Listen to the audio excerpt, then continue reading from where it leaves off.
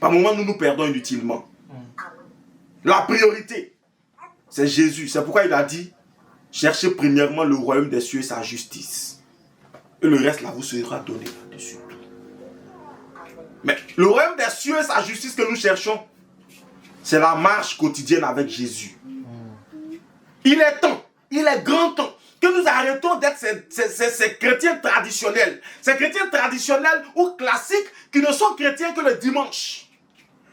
Ces chrétiens que lorsque tu vois en semaine, ils sont pires. Excusez-moi, ils sont pires que les impies. Ils sont pires, d'accord, que les païens. Il est temps que nous arrêtons d'être ce type de chrétiens.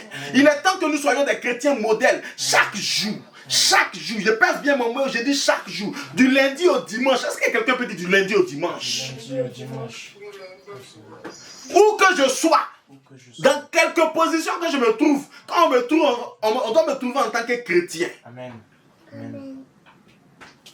Je vous ai un témoignage rapide.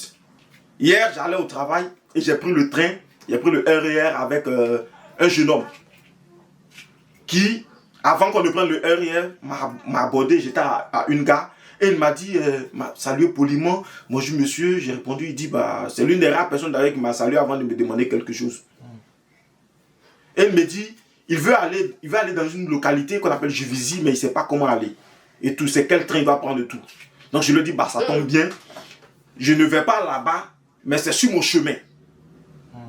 D'accord, c'est le même chemin. Donc je suis sur le chemin de là où tu vas.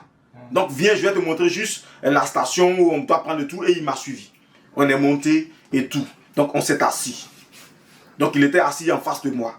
Et bizarrement, j'ai entendu Jésus me dire, dis-lui, je l'aime.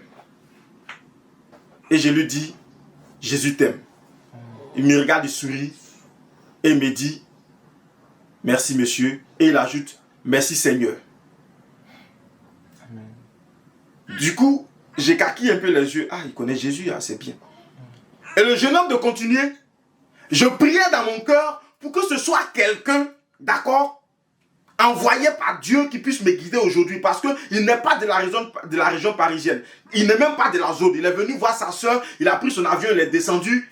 Il est venu, je crois, du Portugal ou quelque chose comme ça. Il est venu saluer sa soeur. Du coup, il se déplace, il ne sait même pas comment faire. Et il avait tous les problèmes. Il salue les gens, même on ne lui répond pas. Donc il finit de faire sa prière et l'instant d'après, Dieu le dirige vers moi. Donc là, je profite en même temps pour fortifier sa foi. Je profite pour lui donner quelques enseignements. Il est émerveillé et tout. Il dit waouh, mais à l'église, il me dit, mais à l'église, le pasteur n'a pas touché telle chose, n'a pas dit telle chose. Je dis, mais c'est normal. C'est normal. Il va le toucher au fur et à mesure que tu vas avancer dans la foi. Moi, tu n'es pas avec moi tous les jours. C'est pourquoi ce qu'il ne t'a pas encore donné, je t'ai donné pour que tu puisses prendre pour grandir plus rapidement qu'on ne le pense. Mais je te rends ce témoignage pour te dire que le Seigneur ne fait rien en vain, ne fait rien par hasard.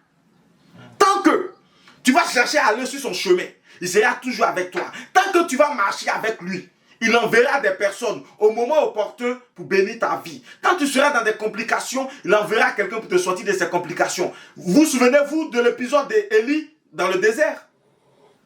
Normalement, le corbeau mange viande. Mais c'est le corbeau qui vient donner viande à Élie. Le corbeau est considéré comme un animal impur par les Juifs. Mais l'animal impur prend la viande venue donner à Élie. Est-ce que je parle à quelqu'un? C'est de cette même manière. Quand tu marches avec Jésus, il y a des choses qui peuvent sembler bizarres pour tout le monde, mais le Seigneur allège pour toi.